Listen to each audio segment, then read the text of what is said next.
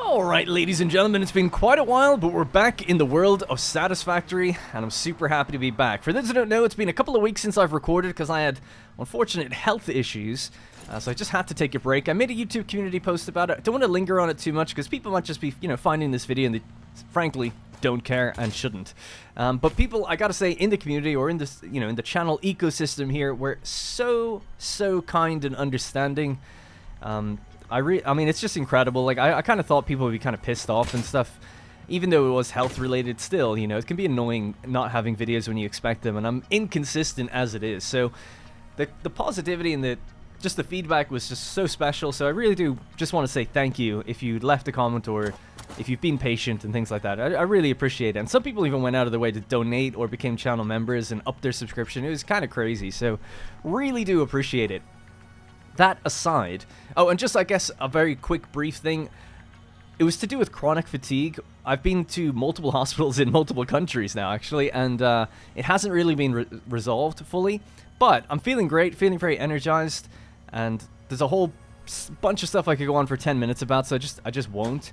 But they did also find something else that is wrong with me, and they're trying to diagnose that and figure it out. So stuff is still ongoing, so maybe when it's all settled, then I'll talk about it a bit more. I'm totally fine talking about health stuff, but I just didn't want to get ahead of myself and mention anything that's not verified or true just yet. So basically, things are fine right now, and they've been fine for several days, which is why I felt okay to record. I didn't want to record and then a day later be just tired again and not be able to do anything. So yeah, I made sure that we're all good. Anyway, so what are we doing in Satisfactory? Let's get back to the topic at hand. We're going to be building a silica factory. So silica is made from quartz as a standard recipe, but we're going to be using an alternate recipe called cheap silica. So it's 3 quartz, 5 limestone, you get 7 silica out. I think it's the highest amount of silica you can get out, and it's certainly nice to just mix in limestone into something. It's a resource you kind of don't really use that much. So we're over here, kind of in the western part of the map, just straight east across from the newest factory we just built, the Coke Factory, which is obviously plastic, rubber, steel, and 2 types of steel. So high volume, kind of multi-resource factory over there. So I was initially planning to build here. That's why I've got all of these storage containers in front of me. And the reason for that, of course, is because there are 2 quartz deposits tucked into the cave just a little further in there. And there's also limestone here. There we go. Quartz crystal. We use the recipe that mixes in water. Perfect, right? The deposits are near water, so therefore we should just use everything we have at our disposal to make quartz crystal. Because a lot of people at the time said, why not use silica and quartz crystal? Because the numbers work really nicely together and they go kind of hand in hand. But I've decided to kind of separate them out, right? So this location here, quartz crystal, and now this location here is going to be silica. However, my plans have changed literally pretty much at the beginning of this video. Just a few minutes ago I decided, actually I've got a new location for this. So it just requires talking about why we want to use silica and what we're going to use it for in the future. So silica is one of actually my favorite resources. I don't know why really, but it's just kind of nice in terms of the icon. It looks like concrete, but it's white, and it makes windows and lots of different things like that. In recipes, it's useful with things like to do with aluminum and a few other things later down the line. But with alternate recipes, you can actually use silica to make circuit boards. So I don't actually have this recipe right now. I have to go fetch it in a hard drive. And in between episodes, we did do a live stream where I built out some roads and we did some cosmetics over here. And unfortunately, that live stream had to be taken down because of a copyright claim. Just won't go into it, but unfortunately, I just couldn't do anything about it and the whole stream had to be taken down. But it was mostly cosmetics and finding other hard drives and also building a rifle. So I'm sure by now people who are following can figure out how to do these things themselves. It's not that difficult. But yeah, maybe we'll do another live stream and touch on a few different things and just make sure it stays up so that people can see anything that they want to follow along with. Right, so silica circuit boards, what do we need all that for? So, like I said, we want to get a high volume of circuit boards, so the silicon circuit board recipe is awesome. It uses copper sheets with silica to make circuit boards in a very high volume. Now, circuit boards, what do we need that for? It's computers. Alright, so computers, we already make computers at a very low volume in my sort of temporary factory. The parts factory, which is here, all the trucks are just waiting there because everything is made in such low volume. That'll be removed soon enough, actually, in the future, but we'll get to that a bit later. Okay, so we're at the stage of computers. Why do we need computers? Well, obviously, computers are going to be used for a lot of things later down the line, but we want to actually get the next what's it called? Space elevator phase done. And to do that, we need 100 adaptive control units. So it's going to require making automated wiring, providing circuit boards, heavy modular frames, and computers. So we're just ticking a few of these things off the list. This is the only, I suppose, space elevator part that we don't really have the capacity to make right now. We could make basically everything else. The versatile framework is easy enough because now we have a steel factory, we have rubber, and we have a modular frame factory. So very easy to do this in, high volume. And I can't remember what the other thing is. Is it just smart plating or is it automated wiring? It might be automated wiring. So that'll be stators, wire, and high-speed connectors if we want to do that, or just use the standard recipe. Again, we make cable in high volume at the copper factory now, and we can easily make stators now with our steel pipes that we've created by mixing it with one of the two things that comes out of the copper factory. Okay, so hopefully we're all up on the same page. So we're overall, step by step, working towards adaptive control units, which will unlock the next phase and propel us into the future. So I was trying to choose where we're going to build this factory. Initially, it was going to be here. That's why we've got all these storage containers. But I've decided against it pretty much at the start of this episode. And the reason being is that the amount of limestone we need to mix in with the raw quartz is much higher than the one limestone node that's here, right? There's a pure node here, which is nice, but there's two pure quartz nodes right here as well. So we're going to have to go and get the limestone nodes that are a little bit further out. And I'm already getting some for just sort of random concrete production. So we're going to try and get all of these limestone nodes together and bring them somewhere. And it just seemed like getting them to this location inside a sort of cave would be a little bit awkward. And then the stuff that we make here, silica and potentially circuit boards, it's going to be hard to get out of here. So because of that, we're going to build the new factory in the water, or near the water, sorry, on the water, yeah, in between the copper factory and the coke factory. Now, I don't mean to do this as a sort of a cop-out, like, oh, we're just going to build out in the water, super easy, it's really flat. I mean, that is a nice benefit, but it's mostly because of what the factories produce. Because we're actually producing circuit boards and silica, we want it to be nearby the things that it's going to mix with in order to make computers. And the copper factory makes copper sheets, so we want it to be close by. So that's really the reason for it. There's also some things to do with steel, like we just mentioned, and the steel factory is just to its north as well. So it seems like it's an ideal place, and now that this new road infrastructure in place, we can just pop it down next to the road, and these things will just kind of work together, hopefully, pretty seamlessly. That's the plan. Alright, so I'm on the main highway now that carries us from the copper factory straight north, all the way towards the coke factory. So it's just a pretty much dead straight line, and then we kind of branch off to go into the coke factory. Gotta say that you didn't miss much with the cosmetics for this one, because it's one of the most boring designs ever. It looks fine, I guess, but it's just a big box, so it's really not that impressive. It's probably the least impressive factories I've done, but at least inside it's running now at 100% efficiency. I'm very happy with it, and we have all these separate entrances here. So you can see the road sort of has a branching off point where we can come in this way, take any of these left-hand turns, depending on what we want to get. I can't actually even remember what they do, but we'll put signs on above each kind of gateway here that'll let us know. Need some additional lighting and things like that. So load your cargo, you do your thing, and then you pull out to the right, and then out again at the very end, and then you join back onto the roads and go wherever you need to go. So this factory makes, roughly it's like 600 per minute on most of the things it makes. So the volume isn't so high that it requires having a train. I think trucks is still fine for now. Of course, it does have a train built into it to deliver in something like 3,000 ore per minute that gets smushed down into steel. Anyway, so we're going to be using this road. There's a big open gap here on the water between the two factories on my left. So between the beach and the road. And it seems like a perfect place to put a new factory and put down the stuff that's going to be using a combination of the things that comes out of both. So, like I said, copper sheet and steel pipe and things like that.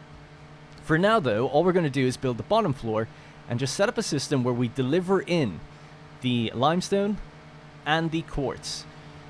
Once those two are combined, we'll just feed them into a series of assemblers and that'll be it. So it's a pretty straightforward build so far. I think on the floor above, that's where we're going to do the circuit boards, and if we match the floor height to the floor that does copper sheets, we can then very easily create a little bridge that goes over and sort of connect the two factories. Could look quite nice. So this is where I was going to start things. I was basically just going to get rid of this little corner piece of the road. In a stark contrast to the other factory I talked about being a big box and being super bland, this is probably still my favorite one ever built inside the cave. This is where I go to get my color cartridges and so forth. In the future, apparently with the new update, we won't need color cartridges. It'll just be free customization, which should be good. Alright, so here we are then, back with the color cartridges. So I'm just going to fill out the road just a little bit. I don't know if it'll actually... Oh, it does snap in blueprint mode. Yeah, so we're going to need a T junction to the left or the right. Left and right doesn't really matter with these blueprints anymore since I removed the lights. So just something like that, and then a standard one. So I need some concrete that I obviously dropped in this box. Alright. Standard segment, right about there. So that's 4 foundations out from the road as it currently stands. I'm gonna go 5 out. Right, so that'll be 5 tiles out from the road now. So this is kind of where our factory's start is. So again, we'll go with the blueprints for architecture and foundations. 2-layered, you know, that's the way I like to do things. So fix-it metal on the top, concrete on the bottom. That should give us a nice clear view of what we're doing. Again, should pick up what I dropped, so just bear with me. Remember, of course, just needs to be said, just in case anyone doesn't know, these blueprints are all available for free in the description, whatdarrenplace.com/satisfactory. And by the way, join my Discord. A lot of people ask questions, and I love getting comments. Trust me, it helps the videos and everything. But when people have more complex problems and they post them on Discord or on YouTube, just join my Discord. There's people in there helping each other all the time, and myself. So don't be afraid to do that. Now, I don't have a dedicated floor plan for this place. I'm just going to be sort of winging it, which is always the best way to build. I generally know the numbers and things I have to, you know, build with, but I haven't really done any planning to map it out. But I know the blueprints that I'm using, right? So it's like, yeah, I know generally speaking how big this place kind of needs to be and can be. And then we'll just kind of modularly build onto it. So how much space is that now? 1, 2, 3. So we'll chop away these 2, and that way it's 5 out from each side of the road. Alright, so that should be enough to get us started. I've kind of run out of concrete, although there is just like 50,000 right over there, basically, at the 2 limestone deposits. But I'm just going to quickly, I'm a bit short on steel, just going to drive over to the coke factory and we'll have a look inside of it just very briefly while I go pick up some of that stuff. Alright, so here we are. It's a bit of a mess of ideas, and then I just felt like, whatever, no one's going to see it anyway. So we have all the foundries just doing their thing there. This is, of course, where the train station comes in. I decided to try and color it red. Oh, the train's actually here right now. And yeah, everything's just been working really great. No problems. Everything seems to be running at 100%. I'm quite happy with that because I wasn't too sure if the miners that were making the iron ore would be running at 100. Thought maybe they might start or something, but I guess the numbers do just balance out, and it does seem to be working just fine. So all of that iron flows along, goes into the foundries. They make all the steel ingots here, which have a nice blue glow light above them. And then that goes upstairs where it gets pressed into steel and steel pipes.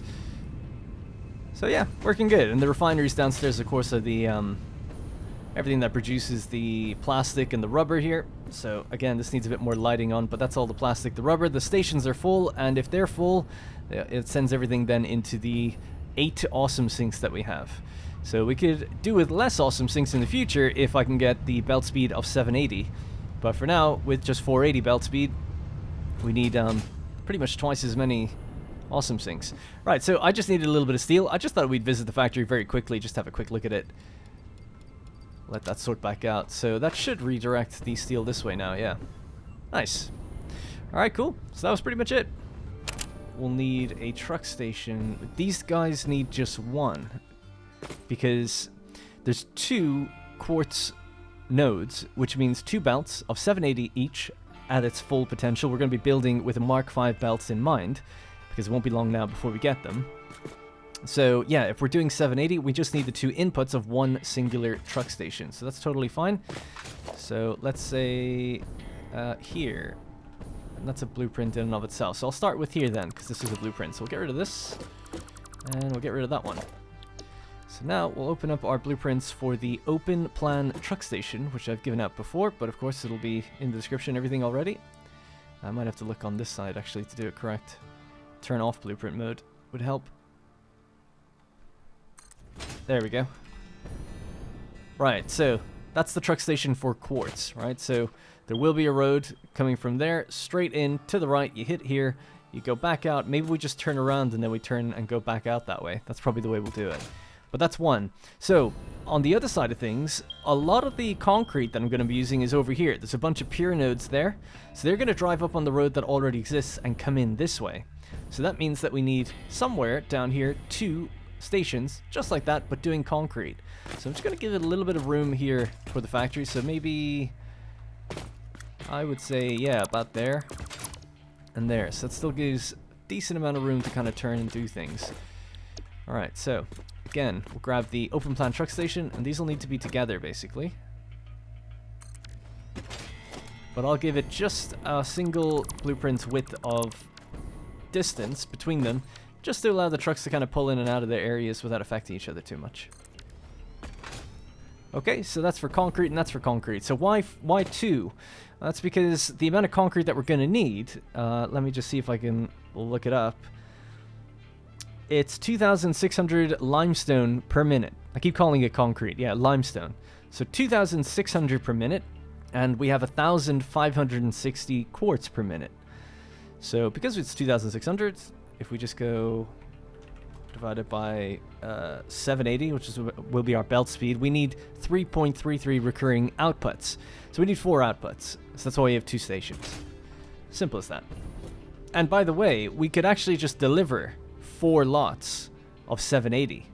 We only need 2,600 in the factory, but the remaining left over, because we're just going to tap the full nodes, the remaining left over, there's actually a recipe, I don't know if we have it. Yeah, we mix silica with limestone. So the extra limestone that we have left over, we could actually mix it back in with silica to make concrete. So I'm removing, or I will be removing, some of the temporary concrete production nodes I had here. They're on pure nodes. We're going to take that limestone, delete all the constructors there, ship it up here, and actually make a dedicated factory that's going to produce silica, a little bit of concrete on the side for us to go grab, and then also circuit boards and stuff. So yeah, that's kind of the plan. There we go, easy as that. Anyway, yeah, so this way I can kind of gauge if a road goes all the way across, if the height is going to be correct. It looks like we can't really go much further left than that. Not that we'd want to anyway, and then the same is kind of true for here. Yeah. So, it's interesting, because yeah, we could clear the trees here. It's kind of a crossroads, it's like, we could go left, forward, to the right, and where we came from. So I would say bring the road straight over this, and then a ramp can go down to the right, to the left, or forward. And then we drive off-road towards the quartz deposits. Alright, and just like that, after clearing some of the trees and putting in the proper road blueprints, we now have a sort of 4-way junction thing, so we can kind of go down these different ramps into the jungle in different directions if we wanted to. Not that I think I'll ever really need to, but this direction for sure is the way that we're going to go to get the raw quartz. So it's basically just up on that hill. It's kind of where we started the episode today. I kind of drove down this direction. So now we can nicely just take the right-hand turn here and drive into our actual factory. There's a little bit of spillover now and then, but I think it's all acceptable, Wouldn't worry about it too much. Alright, so we come into the factory here. We'll take a right turn. We'll deposit our quartz in here. Make our turn with our truck, and then head back out. And just keep doing that indefinitely. So in order to actually deliver fuel here, we'll need some sort of coal, like probably another truck station that just accepts coal, maybe somewhere in the center, that just supplies then the 3 truck stations and just keeps all the trucks going. So at the moment, all of my truck stations are still powered by coal, and they're all powered from this one coal extraction miner down here, which is totally overfilling and seemingly just producing way more than I need, even for all of these different trucks. So I'll probably just make a really long journey out here where we just go straight forward to the left and then come up to this factory, So it's a kind of a longer journey for that truck, but it seems like we've got so much coal it's not really an issue. So the next thing we can do is actually add the machines. So what we're going to have to do is go with the machine category of my blueprints. I've stacked assembler 6 silica. So I've used this sort of blueprint before, but this one is a bit more of a simple variation. It is still the 6 stacked assemblers as per usual, right? So they have the lifts feeding in from the bottom, and they're stacked on top of each other, so it's just a carbon copy of what's on the bottom is what's on top. We've got a metal rod going above them, or a metal beam feeding down the power lines. The thing that makes this a bit more simple is there's less signage than there was before, although I have included some signs here and here for lighting, so that's why it costs 4 crystal oscillators for each one. Now I've got a few hundred crystal oscillators just always on the go, in the parts factory at the moment, so that's how I've just semi-automated that in the back, so hopefully people don't mind using that. But if you didn't want to add in that kind of superficial lighting, obviously you need global illumination anyway to make it look good if you're running the game without that. Just open that blueprint, remove those two things out, and then save it, and you're good to go. Alright, seems like we've got what we need. So, yeah, just need to kind of choose the location. So, I would say that this is still sort of part of that overall blueprint. So I want a gap of 2, and then we start. And probably starting in line with here is totally fine. There's no harm in it. So we'll go with the stacked assemblers. And they should be laid out that they're sending these things in the right direction. So we'll just move this over here. I want the inputs at the back, sorry. There we go. Cool. Right, so the bottom feeding from the left is going to be the quartz coming all the way down from there, and the top feeding to the right is going to be the concrete, and then the same for the layer above. So I think that's pretty much it. Just before I lock it in, that's a gap of 2 that gives us a lot of room for doing things here, and then we'll leave a gap of 2 on each row, just so that we also have the flexibility to do other things. So that's 1. Switch to blueprint mode, I guess. I'll just make sure our machines are facing the same way. So as long as the inputs are facing me, these will go down just fine.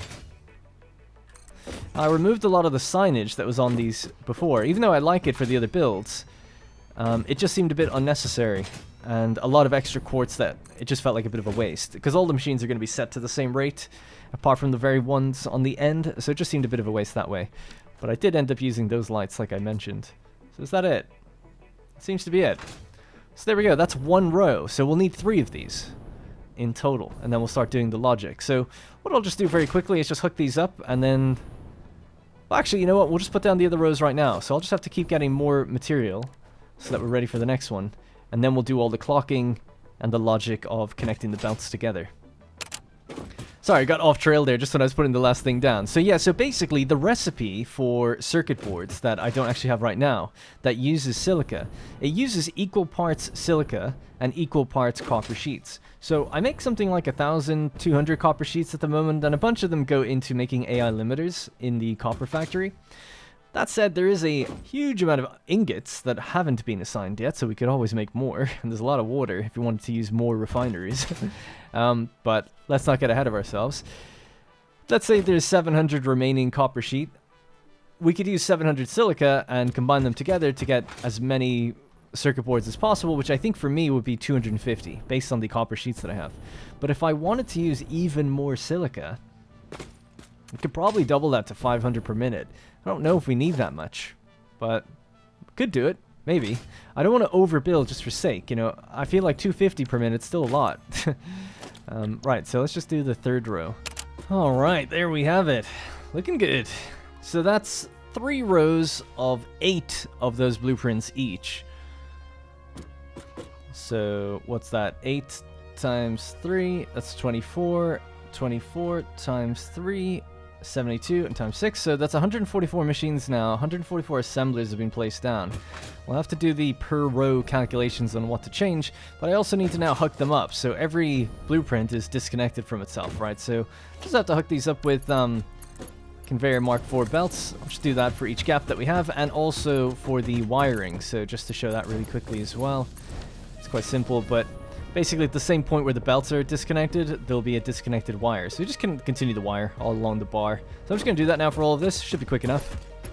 So just while I'm doing the belts here, I just thought I'd mention another reason that it's split into the 3 lines. Obviously the lines are really long, and you could go even taller than this. I kind of played around with what if we split it 6 ways and then went taller rather than longer. But I'm just happy with the length that we have now. But one of the reasons for splitting it is because the output per machine, if we just have a quick look here, it's 26.25. So obviously our max belt speed is going to be 780 per minute. So I had to make sure that each line could support everything coming out of it, and it didn't need to have too much complication with putting belts over and under each other or anything like that. So with the 6 groups, we should be looking at a total of 3640 is our total amount that we're going to be making here. Divided by the 6 groups, it's 606.6 recurring. Pretty much. It's a bit of an awkward number that you get out, but at least, you know, each group will just be doing the same, and the max belt will be able to support it all. which makes logistics just a little bit easier. Alright, not to tempt fate, but I think I've connected up everything. There was actually a lot more connections than I initially thought about, because, of course, with every blueprint, you have to hook up 2 belts on top, 2 on the bottom, and then 2 on the opposite side. So that's 6. And then 2 power connections. So there's 8 connections in total that need to be made between each blueprint. And there was 24 blueprints. So quite a lot. A lot of connections to do overall. But I think we're hooked up now. Should be good. So the quartz is just simply going into the very bottom. So we'll just grab a splitter like so. Like this. And then we just need to build this up to the height where the other one sits at. And then we'll just get rid of those middle compartments. So about there, I think. And just get rid of all these. Cool. Right, so 4. Mark 4. In you go. This one's now just going to go straight forward. To there. And then in. And then on the other side, this will just come all the way around. It'll match its buddy right here. And it goes all the way down to the final row. And in. And that should be nice and straight. Yeah. Cool. I mean, so that's super simple. So all we have to do now is just copy that and do the same for the top bit. Boom. Alright. A little bit finicky, but it's done. Yep, so that's all the quartz coming out. So we just have to feed it over to the truck station itself. So I had said that the top layer is going to be doing its own thing, and the bottom layer is going to be doing its own thing from the truck station's outputs. So that should be easy enough to sort out. I'll tell you what. Alright, so to do this, we'll just grab our truck station's output. And we're ultimately trying to line it up with there. So I don't mind coming straight across to the left. Go like that. 1, 2. And then sending it in. So very similarly, we need our stackable pole then to be placed here. I think it was 6. Just double check that, just send that in. Does that look right? That looks right. 6 stackable poles, which I think means we need to bring this up 4. 1, 2, 3, 4. No, 6 as well, actually. I'll just make sure it's marked 4, of course. Send that in. Alright, cool. So, the raw quartz feed along the bottom, and the bottom splits into 3. So, 780 divided by 3 is 260. So, 260 will be traveling along each of these belts. So, they don't even need to be Mark 4. They could be Mark 3, because Mark 3 can do 270 if you wanted, but we'll leave it as Mark 4. Just keep everything nice. Yeah, so 260 is traveling all the way down there. So what we'll have to do is decide which one of these gets underclocked. It doesn't really matter. Maybe the first one here, and it'll be the last one for the limestone. So one of them has to get underclocked. So we've got... Oh, sorry, yeah. So it's 260 on this line, this particular row, right? 260 quartz is traveling along our belt, and there's 11.25 is the consumption rate. So we need 24 machines, 23 of them are standard, and one of them is underclocked to just 11.1% recurring. So we'll just go to 11.11, I don't know, 4 ones is probably fine. So we'll do that, and that's it. Just that one machine needs that. So we'll copy this setting. We have to do this for every machine on each line, so every 24th machine. So this one, pasted it in there, this one, and the 2 that I just glossed over it, that one, and this final one here. I'll just wait for that autosave. Alright, so that's the quartz completely done. Now we have to do the limestone, which is a bit more tricky. There's 4 belts that we have to work with. We'll need an overflow to carry some leftover limestone somewhere else, but we can assume that we're supplying 780 into the 4 outputs. So that's going to be 3,120. So each truck station should be receiving 1,560. Right, so I've been sort of mulling over how to do this for a little while, and I think I've kind of got it figured out, but I'm not sure on how we'll actually lay out the logic, but we're just going to do it live, damn it. So we've got 24 machines on a row here, starting from there to there. 24 machines, and the last one is underclocked to 11%.1 recurring. They consume 18.75 limestone, which gives us a total of 433 recurring on each row, right? So we need 433 in each line. Now we've got 4 outputs for that.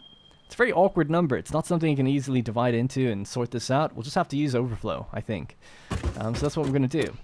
So with 4 outputs, each doing 780, we're oversupplying all of these, so that's not an issue. We'll use overflow to carry the remaining somewhere else to do something else with it, as mentioned earlier. We'll start with a smart splitter here, and then I'm going to build up with mergers as high up as we need to go, which is about there, I think. Let's do that one for good measure as well. Is that the one? Yeah, okay, cool. Right, so get rid of all the ones in the center. That was just to anchor it. Right, so that's good. So, let's take an example. We're going to go with the furthest one back first, which is usually a good rule of thumb. And I'll bring this all the way down to the center point here, move it back to, and then continue. So we're going to imagine that this is a belt of 780 carrying limestone. That's going to come all the way down here. Simply go in there. Right, so the center output, well, it's receiving any at the moment, so it's going to go straight out to the right, any to the right, whatever, none straight ahead, and overflow out the left. Doesn't actually need to be a smart splitter thinking about it. This could just be a regular splitter, because the overflow would just go out to the left thinking about it, but whatever, it's fine. This bottom row, I guess, is going to fill first. Right, so now we'll connect the conveyor lift into there. So the overflow from this is going to go up and over and into the row on top. So that's fine. And that's that.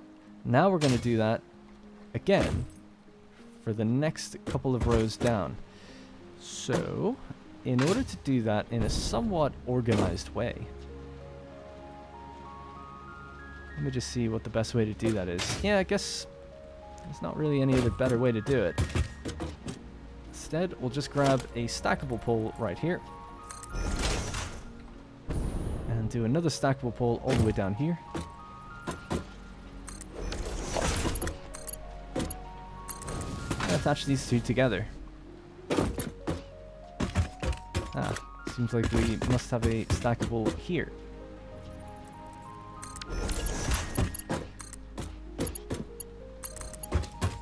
Okay.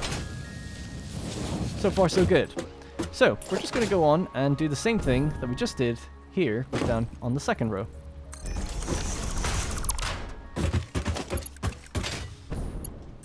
Let's see if we can reach. I'm guessing we cannot. Okay, that's alright.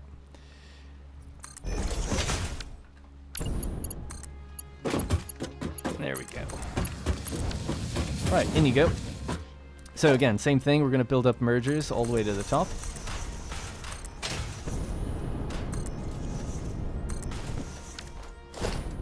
And delete the ones that we just placed.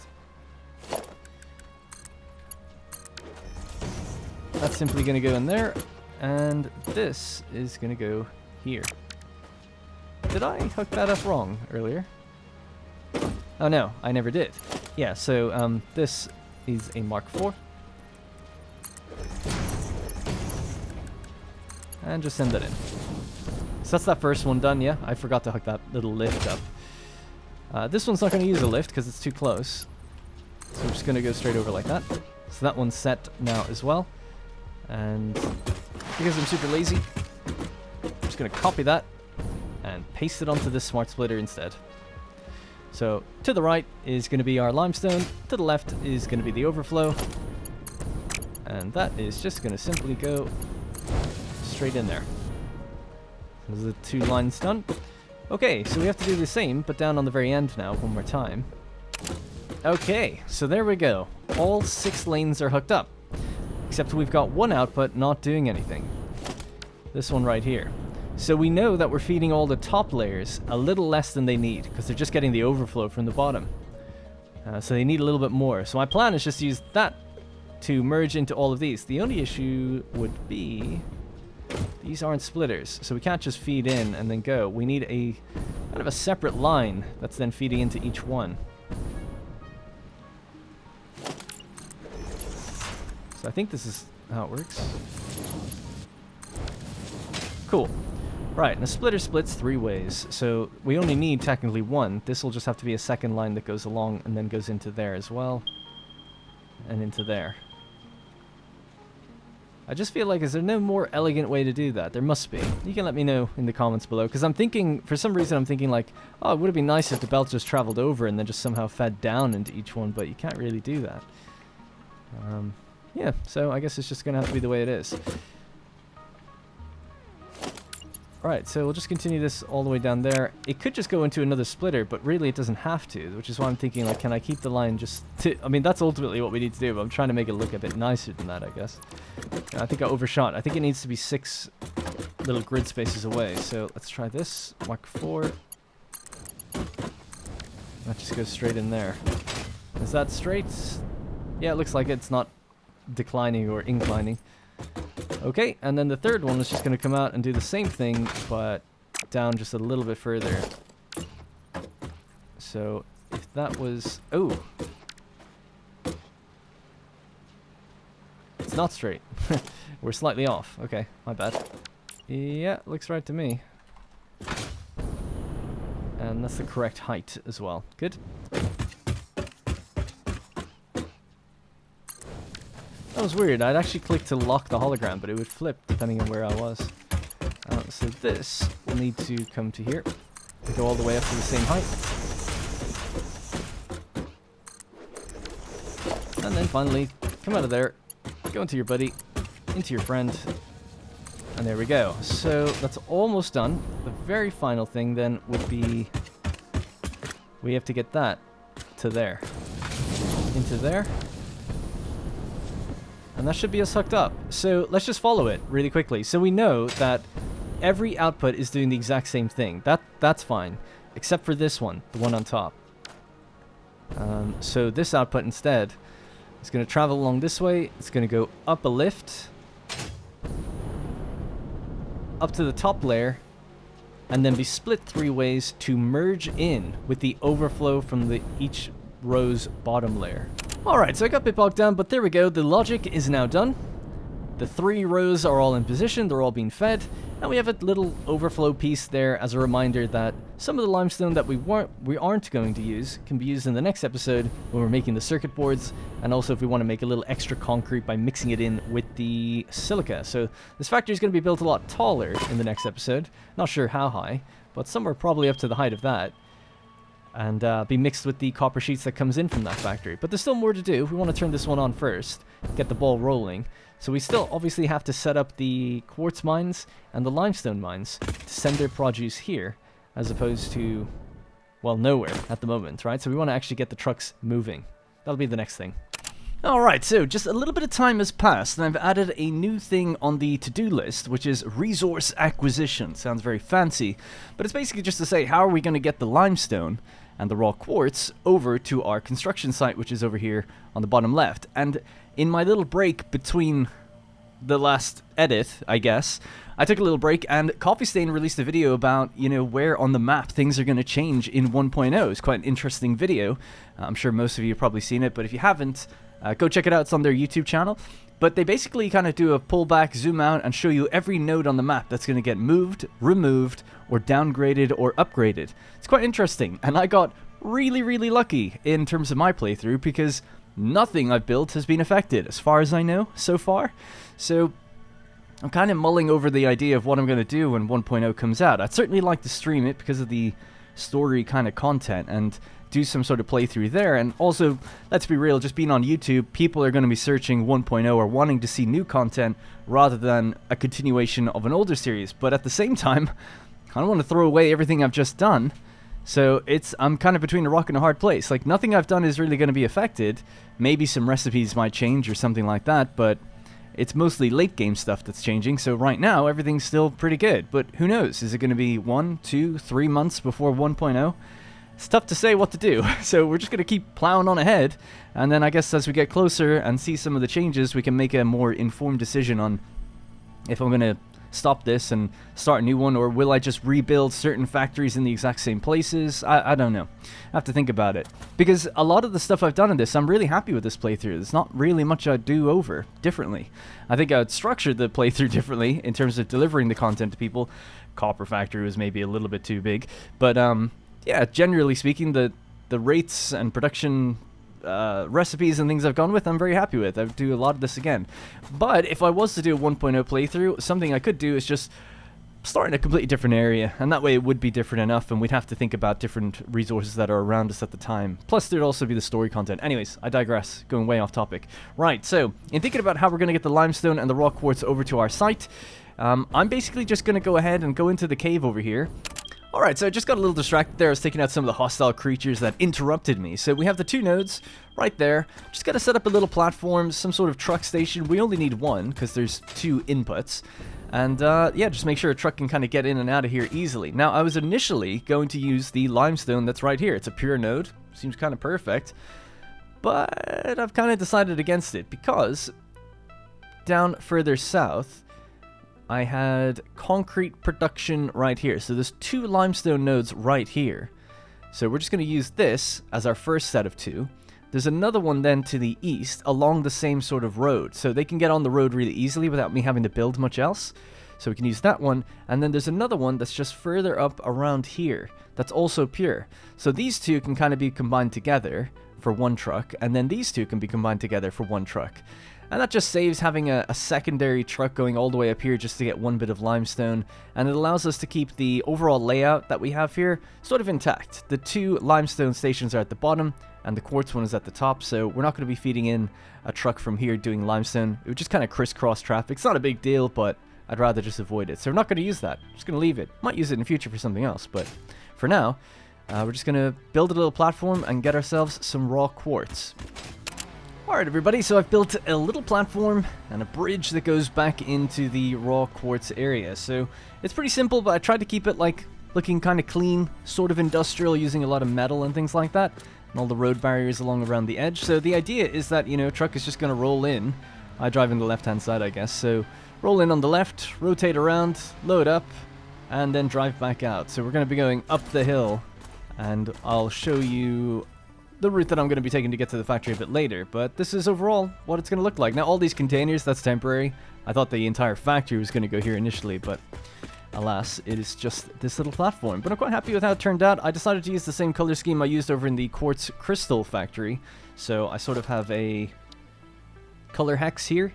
And all of these are also provided at whatdarrenplays.com/satisfactory. That's because if you download any of my blueprints and you notice some of the paint jobs and things and maybe you want to use it, I just provide the hex codes so that you guys can use the exact same ones. But obviously you can just make your own. Anyway, so this is a blueprint called Steel Walkway with Belt Support. It's actually from my old series, when they actually just first added blueprints. It's one of the first ones I ever made. So it's just kind of like a, well, steel walkway, but underneath, I used to travel or send in pipes, power, and belts. So this one is just 2 belts next to each other, and then we've got a power line running underneath. And then every now and then, there's just these pillars. So those pillars act as a good support, as a stopgap to put down the actual conveyor poles, right? So the poles are just in there, and then the belts connect to each other. So just threw them down every time it basically wants to connect in underneath the blueprint. So it's pretty straightforward. I used to have blueprints for actually making turns and things like that, but I just built this one custom. So this would be where the blueprint ends. And then, you know, just kind of copy the material and turned around on the left. So we'll just follow this around. It just continues on into the cave. There's some graphical oddities in here. The waterfall just ends. There's some floating rocks and things. I'm guessing this will mostly be cleaned up in the future. We'll see if it completely buries my factory. But yeah, I decided to use the kind of big screens up on these sort of painted beams that are locked between, like, you know, bits of rock and cliff edge and things like that. That's what we did over in the liquid biofuel factory, so I think it looks quite good. It looks better in that factory because we've got all the nice lights on the walls and the sort of bioluminescence that's kind of happening in there, but it still works for this area. And the global illumination actually provides enough light from these to light up the floor and everything, so that's kind of nice because it was pitch black in here with those turned off. So that's why I decided to put something in. So we basically just then have our 2 miners, both overclocked to 200%, I think. Let's see. Yeah, 200, just to give us 480 per minute. That's the best we can do right now. Excuse me. And of course 780 is where we're going to be targeting in the future, so we'll have to upgrade these belts once we get them. So these have been colored as well. It's just that we have to wait to reload the game for that to take effect. And I have to hook this up to an external power source to make sure that everything turns on. It's all connected together in terms of the miners and also the truck station, so should be easy enough. and it should all just roll on and come online totally fine. So that's this area done. I've got one other area that's done as well. We'll just drive over to it now really quickly, and it's one of the limestone areas. Still have one last limestone area to do, and then we can actually drive the routes with the trucks and power on the factory. Alright, so the other area is just below here. So this is on the, well, you can basically see the rock arch kind of thing there, and obviously the copper Caterium factory, some of which is online. So it's partially online right now, like I've turned on some of the quick wire production and things like that, so that we're making cable, we're making wire, we're making AI limiters and copper sheets, and that's just being fed out to the parts factory at the moment. So it's sort of like temporarily online, like it is online, but it's not always on running efficiently because we're not consuming what's coming out of there, and there's no recyclers or awesome sinks. So it kind of powers up and powers on and down, depending on if things are being taken out of the truck stations right now, which again, that's just temporary. In the future, it's going to be a train station up on the top, and hopefully all of this will be running. And when we get those Mark V belts, the whole thing can be just turned on and left online. That's the idea. Anyway, so here I've got a little turn down that goes down below to where the old limestone was. I just had constructors making concrete on the nodes themselves, basically. But now we've actually got a kind of a bit more of a dedicated area for it, so the limestone is just filling up into the truck stations. This was powered online, so it's just instantly filled up pretty much, waiting for a collection. So the idea is that a truck's going to come in, load, wrap around here, load again, and then send it, start heading out. It should be enough, I think, with one truck to load 2 of these that are going to be doing 780 per minute. I think so. So it is nighttime, but this is the sort of platform I've gone with. It's pretty cramped, not gonna lie, and especially if there's 2 or 3 trucks come in here, we'll just see how it handles it, I guess. But yeah, anyway, we just drive up, we get our cargo, we go forward, and then we actually drive on the earth a little bit, and then around and down, and then back out onto the road. So it's just a pretty tight turn there, which is one thing I'm worried about. And as we come down, trucks are going to be doing the same thing. So that's the point of contention, I see. I thought about trying to go around the back a little bit further, but the hills and everything just make it really awkward. So we'll see how it all shakes out. I'm just going to basically draw the routes and hope that the trucks just behave themselves. And for the most part, obviously, logically, they will. I'm just hoping visually they kind of a little bit behave themselves. I was thinking, could I do something with the ramp here to allow trucks to just go onto it from here? That would really help. Or should I clear some more of those trees? I don't know. I'll leave it as is, and we'll see how we get on. But that's that one. So now there's just one more to do, off in the distance, and then we should be good. Alright, so the furthest out platform is now complete. I decided to build an entire road network all the way out here, just because there's so many peaks and valleys and hills and stuff. It just seemed to make sense to kind of elevate it all, put it on a road, and just bring it all the way out. So, pretty straightforward. We just have then, at the end here, the miner itself, Mark II, 480 per minute, going into the truck station. And I think I'm pretty much ready now to drive all of these routes. The only last thing I'll have to do, and by the way, I just noticed this nice little land ramp here that just seems built for driving up it, so I decided to kind of leave it open, let me do that if I ever want to. Hopefully there's enough space for the trucks to turn around. I think there will be. But yeah, so the next thing then would be making sure all these trucks can be refueled. So I think I will need a sort of coal delivery into the actual Silica Factory itself, like I mentioned. So that'll be pretty quick. I'll just throw another station in the middle, and I'll do the coal run first to make sure all of these are then supplied. And after that, I'll just do all the resource runs. So let's begin. Alright, so there we have it. So I've driven the route myself now once, and this is the first time the automated route is taking hold, but I haven't actually hooked up power yet, so I think it's just going to freeze here for a while. Yeah, so I'll basically just hook up power, and then it should be good to go. So I'm just going to lay out some power poles, drag it back to probably just that one there, and yeah, we can start hooking up some lines. Now, I haven't actually done the awesome sinks. Actually, you know what? We'll do the awesome sinks first. Alright. Took a little bit of messing with the belts, but they now are all hooked up to the awesome sinks, and power should be hooked up too. I just need to connect the actual external power source to the factory, so there's just a pole on the end of the factory just waiting, and then the truck that's just been sitting here full of coal, 2,600 coal just sitting in it, should get deployed into there, taken into there, and then kind of distributed to the other truck stations as well. So we'll just do that now. We'll just hook that straight up. So that should be power management kind of done. Now the machines aren't technically hooked up yet. Very easy to hook up, but want to leave them not filling just for a little while. So this is going to be, again, a bit more of a temporary placement. I'm terrible with power management. I'm always just kind of doing that very temporarily towards the end, and I never really took away the wires the way I should. But that should now allow our truck to do its thing.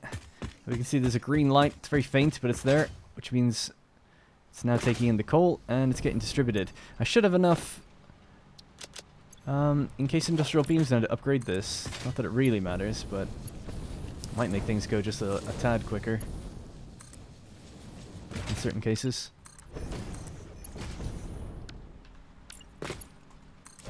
There we go. Just keep that consistency.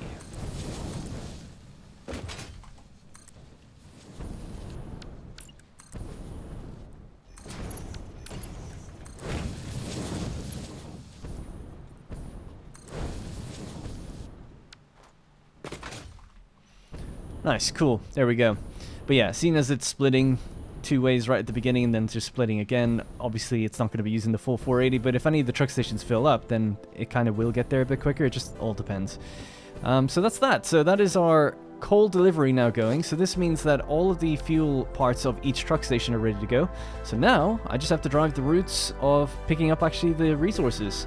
So let's get to it.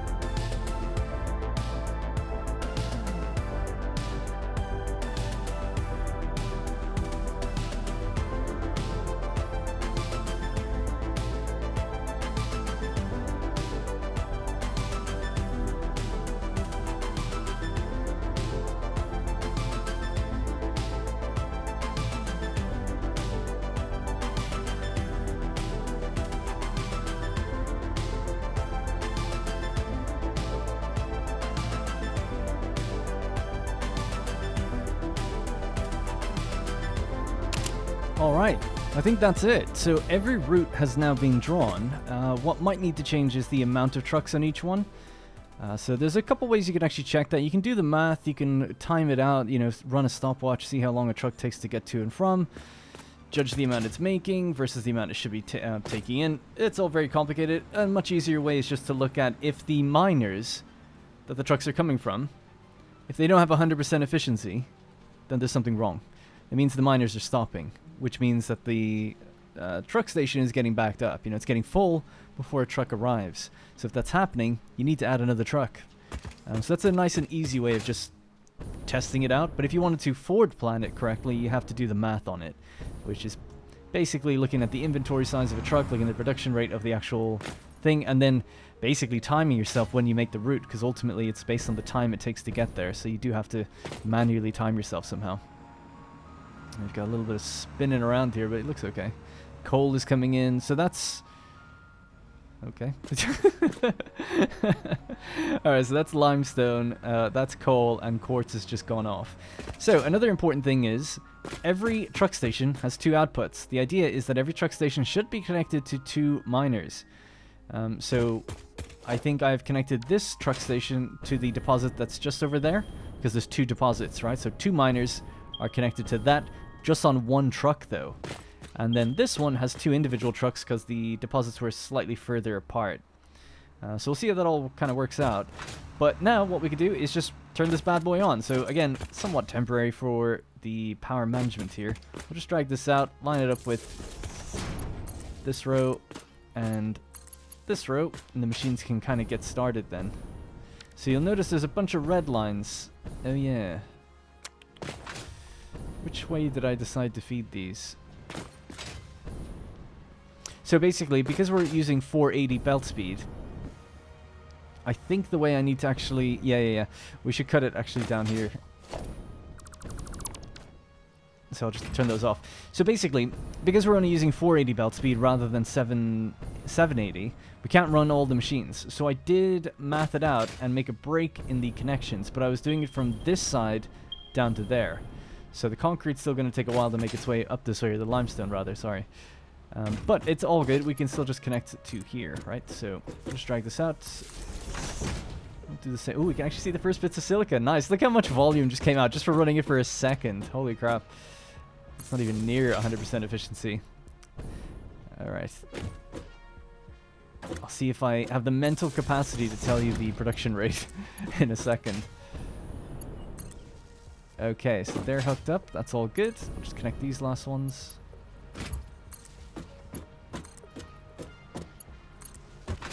Okay, and then the top one.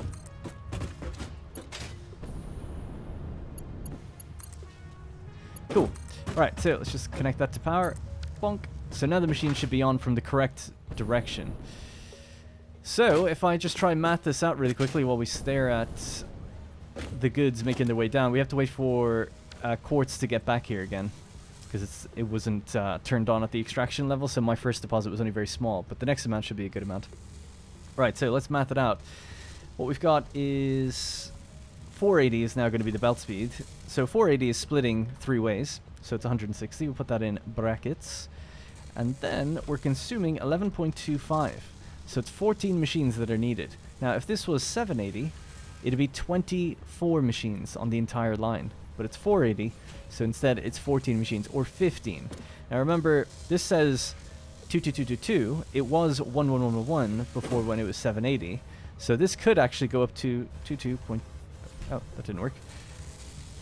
There we go. 22.222 recurring, if we want it to be.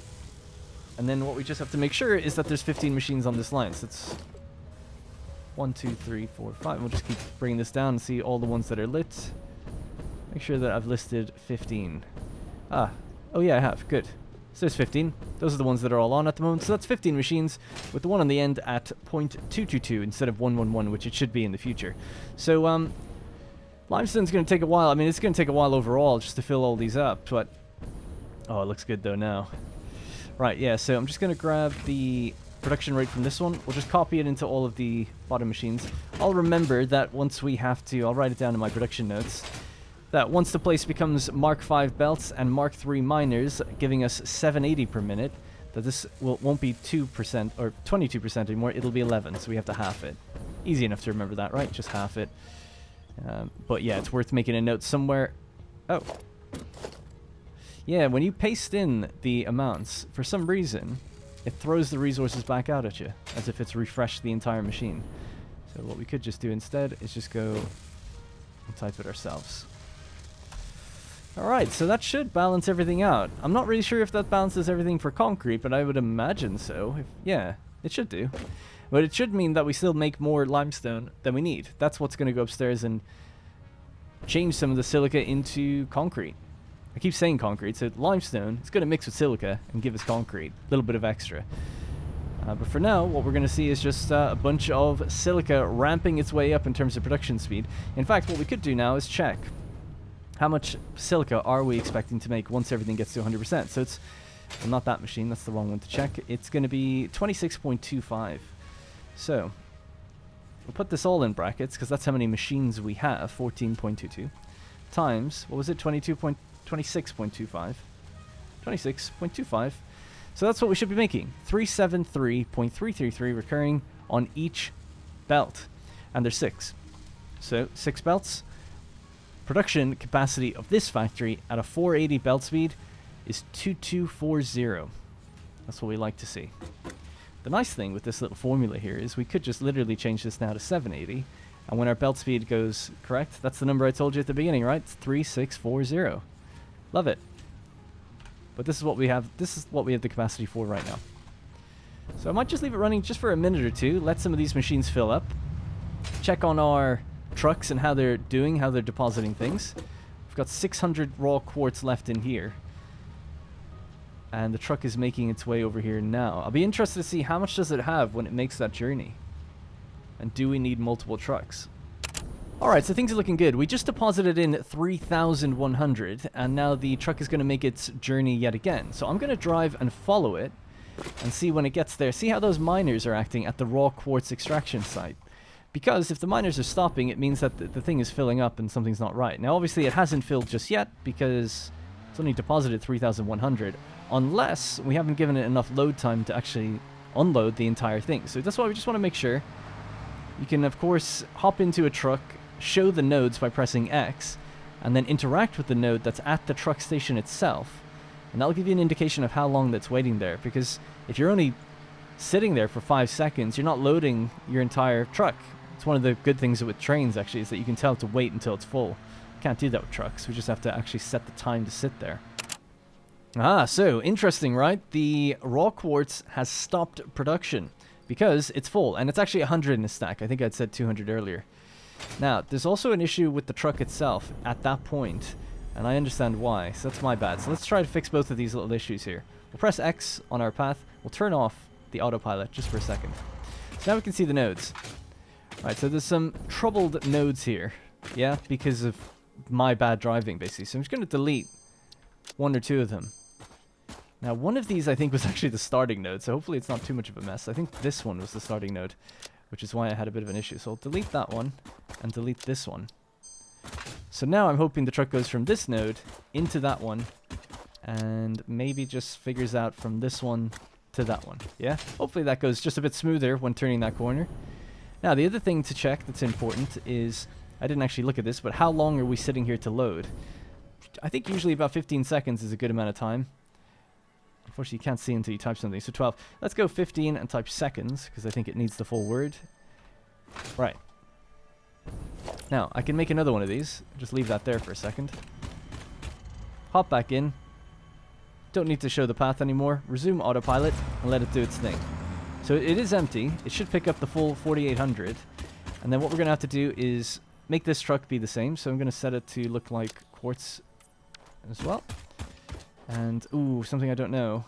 Oh, I have coal. Good. Cool. So I'm just going to drive up the hill, and then I'll turn autopilot on for this. But I'll... Not that this matters at all. It'll all work itself out, but I'll wait for a moment until the other truck passes us by and the raw quartz starts to fill up again. You don't have to do that. But, you know, it'll make things... The outcome will be the same, but it'll get there a bit faster. So I'll just hit enable autopilot once we're ready. Oh, actually, so we need to load... So SIL is my Silica Factory abbreviation. TFF will be Turbo Fuel Factory and so on. So we have the quartz extraction point right here. So that's the journey overall. We'll load that path. All good. And I'll just wait to enable the autopilot until the station itself is almost ready. So what are you? You're full now. Oh no, you're actually not. 4,000. And that's a pretty good number to take, 4,000, because we don't want it to actually hit 4,800 and fill completely. By the way, a truck has the same capacity as a station, so just so you know. Right, so taking 4,000 is pretty good because it's mostly full at that point. It's pretty much right around the time we'd want to start loading up the actual truck and then moving off so the next one can come in. Whereas if we set it to something longer, it would probably fill before then we'd move on. So we don't really want that. We want it to be almost full, not quite full. Let's see if that truck makes that turn a little bit better now than it did before. I'm guessing it'll still be janky enough, but it looks improved. It's managed to figure out those nodes just fine. So that's good. That worked. Progress. Alright, so I'm just going to hop in that truck really quickly and turn off these nodes. It is empty, so that's good. And turn off the nodes. Let it do its thing. So what's in here now? 2,156. 2,200. Okay, so we've got about 2,200 before it started getting loaded. So we'll wait for the next truck to come back and see what's in here again. And like I said, if this thing had ever filled completely, then we know that we need another truck. If it hasn't filled completely, then we're good. That's as simple as that. So that's a nice way of troubleshooting, worrying about the amount of trucks and the time and the distance and everything that they got to do before getting back to where they need to go. Come on. You're embarrassing us in front of everyone. I'm trying to show off how cool trucks can be, and look at you. Alright, so that one's doing its thing. The next one is on its way, which is what we love to see. We can also now observe some of the trucks going out to the other points, so the concrete production point. So I actually need to number and name these, because I named them on the routes. This one's number 1, concrete production number 1. This one, actually, it should be called extraction now. Because it's not producing anything, it's just extracting limestone. And it really should be called limestone. Limestone extraction, and this is number 3 actually, if I remember from the nodes correctly, and the other one is just up here somewhere. So let's say limestone on this. Nice. And then I typically color the trucks the same color as the icon, just so that I know which trucks are going where. So being organized kind of helps with that. Alright, so the next truck is just about to turn the corner and come down. It's cool. Once you get trucks working, man, I really enjoy seeing them move around. Sure, they're janky. It's a little bit of a pain to drive them the first time you do the routes. But once it's set up, I love it. It's like other people are in my world or something, making little deliveries for me. That'd be a pretty fun. You do like a role play Satisfactory server where you get multiple people in, and it's like, look, your job is just, all you do for 2 hours is just make these deliveries. And like, that'd be awesome just to see it for a video or something. The way people do GTA RP or something. So I didn't quite see how much went in there, but it looks like about, yeah, 1,700 or so. I didn't see if this had anything before it came down, but that looks about right. Alright, the next truck is coming in. It actually still has some quartz in it right now, and this one is still up to about 2,000. So this is perfect. This is working totally fine. I don't need to be here anymore. This is now done. Quartz extraction is done and set up. So we'll head back and we'll see how much silica we're making. That's what we like to see. Now there's always going to be gaps on these belts because we're doing, what was it, 300 and something. If we just get rid of this bit. 373, so yeah. We're about 100 short for the actual belt speed. But it's more than a Mark III belt could do, so quite happy with it overall. It's a shame about that little flickering though. Since they moved to update, or Unreal Engine 5, you still get that flickering on certain turns, depending on the angle that you're looking at things. Yeah, the trucks are emptying. The station is almost full all the time. Very happy with this. Seems to be working totally fine. Now in the next episode we'll delve into it a bit further. It'll be running longer and we'll start thinking about how we send the silica upstairs to get turned into circuit boards. And we may need a truck station on this side somewhere to carry out the circuit boards and anything else we make to go into a computer factory. We might actually be able to make the computers here. Ooh, very nice as well with that video that has come from Coffee Stain. You don't need screws for computers anymore, but I was actually going to use an alternate recipe anyway that wasn't using screws, so it's kind of worked out. But yeah, I just thought I would mention that.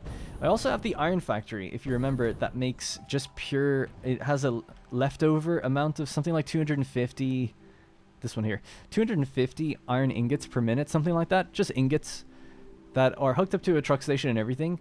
And I remember thinking like, oh, you could probably use the cast screw recipe for that. So 5 ingots into 20 screws. So that's what that could probably be used for. Just make a decent amount of screws in the background. So I'm not sure if that is the amount, but 250 divided by 5, is it? So 50. And then it'd be 50 times whatever the output was, which was 20, right? So 1,000. So 1,000 screws per minute. It's pretty good. Although screws gets used in very high volumes, it's not as good as it might seem. Looks like coal is actually totally fine as well, here anyway. And all of the refueling is working just great. Alright guys, that's going to have to be it for the end of this episode. The last 3 machines on the row are the ones that are going to take quite a while to fill for the manifold. Because it is a fairly long manifold, so just kind of waiting on that.